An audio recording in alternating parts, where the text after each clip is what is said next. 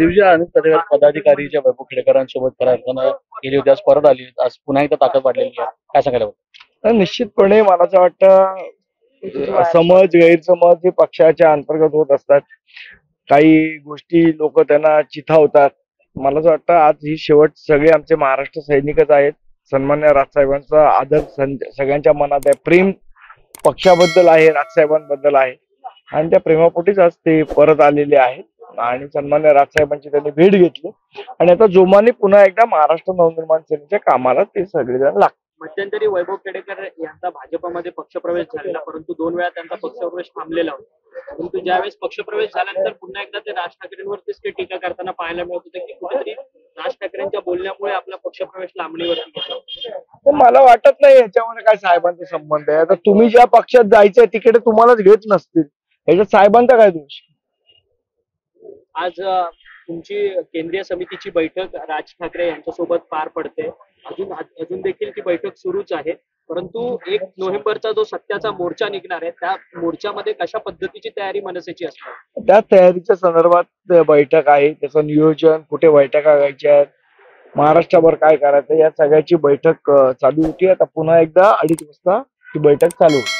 एकसारखेचा मोर्चा कितपत महत्वाचा आहे, कशा पद्धतीनं तयारी आहे आणि सर्वसामान्य नागरिकांपर्यंत पोहोचण्याचा प्रयत्न? निश्चितपणे आम्ही नागरिकांपर्यंत पोहोचू, त्याच्या सगळ्याच्या संदर्भातलं नियोजन करणं चालू आहे. शेवट हा जो मोर्चा आहे हा फक्त एकट्या महाराष्ट्र नवनिर्माण सेना किंवा एकट्या विरोधी पक्षाचा नाही. निवडणुका पारदर्शीपणे होणं ही विरोधी पक्षासकट सत्ताधारी पक्षाची सुद्धा जबाबदारी आहे. मला असं वाटतं जर आम्ही एवढे पुरावे निवडणूक आयोगाला देतोय त्यानंतर मला असं वाटतं सगळ्यांनी मिळून हा मोर्चा काढला पाहिजे. आमचं तर भाजपलाही आव्हान आहे की त्यांनी या मोर्चात सहभागी व्हावं. शिवसेना शिंदे गटाला आव्हान आहे त्यांनी मोर्चात सहभागी. शेवट निवडणुका पारदर्शी होणं हे जर त्यांना वाटत असेल आणि या घोळ्यामध्ये त्यांचा काही हात नसेल तर तेही सहभागी होतील. मागच्या वेळी तुम्ही खऱ्या अर्थानं निवडणूक आयोगाला जेव्हा भेटत होता तेव्हा तुम्ही त्यांना पत्र देखील पाठवलेलं, मग ज्यांची तुम्ही नावं घेतली म्हणजे सत्ताधारी त्यांना पण पत्र पाठवलेलं. आता पण तुम्ही त्यांना विनंती करणार, त्या पत्र पाठवणार का तुमचं? नाही, आमचं म्हणणं आहे विनंती कोणालाच कोणाही करायची गरज नाही. कर्तव्य म्हणून प्रत्येकाने आलं पाहिजे. निवडणुका पारदर्शीपणे होणं हे प्रत्येकाचं कर्तव्य आहे. ज्यांना कर्तव्य वाटतं ते सामील होतील, जे गोळ्यात सामील असतील ते कदाचित मोर्चात सामील होणार नाही.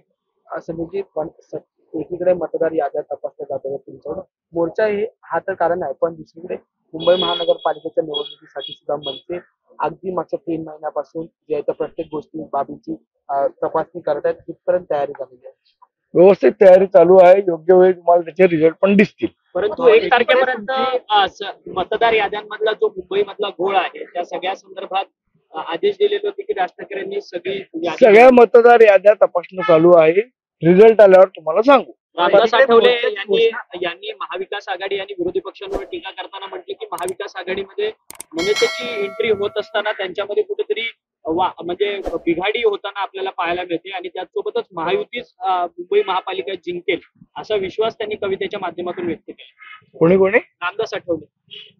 परवानग्या पोलीस मोर्चाच्या सर्व परवानग्या मिळालेल्या आहेत का? कारण फॅशन स्ट्रीट पासून आझाद मैदानापर्यंत चालू आहे, ती प्रक्रिया चालू आहे. मोर्चाच्या आधी मिळेल. मार्ग बदलण्यासंदर्भात देखील चर्चा सुरू आहे असं देखील कळत आहे. आमची वरची नेते मंडळी या संदर्भात चर्चा करतात. नेमकी काय चर्चा झाली मला याची कल्पना नाही. मी माहिती घेऊन आपल्याला नक्की सांगेन. एकीकडे मोर्चाची तयारी सुरू आहे, तिकडे शासन पातळीवरती वेगवेगळ्या पद्धतीचे कार्यक्रम निवडणुकीच्या अनुषंगाने करून अधिसूचना काढल्या जात आहेत. कुठेतरी राज्य सरकारचा मानस हा लवकर निवडणुका घेण्याचा दिसून येतोय. काय मला वाटतं निवडणुका कधी घ्यायच्या निवडणूक आयोग ठरवतं, राज्य सरकार ठरवतं, निवडणूक आयोग ठरवतं. निवडणूक आयोग ठरवतं ना. सुप्रीम कोर्टाने 31 जानेवारी पूर्वी निवडणुका घ्या ठीक आहे, त्यांनी आदेश दिलेले आहेत. पण आमचं म्हणणं एवढंच आहे की ज्या मतदार याद्या सदोष आहेत निर्दोष करा आणि मग कधी निवडणूक घ्या ना. मतदार याद्या सदोष ठेवून निवडणूक घेणार याला काय अर्थ नाही आणि याला काही लॉजिक नाही. केंद्रीय निवडणूक आयोगाच्या आम्ही मोर्चा त्याच्यासाठीच काढतोय ना. शुक्रवारी एक शासन निर्णय काढण्यात आला, त्याच्यात 255 कोटींचा निधी हा सत्ताधारी पक्षातल्या आमदारांना देण्यात आलेला आहे. नगरपालिका किंवा जिल्हा परिषदेच्या निवडणुका समोर ठेवून या सगळ्या प्रक्रिया केल्या जातात असं तुम्हाला वाटतंय का? हो, मग काय देणार नाही तर. पण या सगळ्या दिवाळीच्या काळात असे निधी दिले जातात. एकीकडे आनंदाचा शिधा बंद केलाय. अहो, यांच्याकडे पैसे नाही, हे निधीची घोषणा करतायत फक्त आमदार. बाकीचे जे योजना आहेत आज शेतकऱ्यांचे ज्या पद्धतीचा आत्ता जो पाऊस पडलाय त्यांनी जे नुकसान झालं कोण भरून देणार आहे? आमदारांना निधी दे, बाकी शेतकऱ्यांचा काय? लाडकी बहीण तुम्ही फक्त इलेक्शन पुरती वापरली योजना, पुढे काय? मग तुम्ही योजना देताय का मतदारांना लाच देताय? हा महत्वाचा प्रश्न. फलटण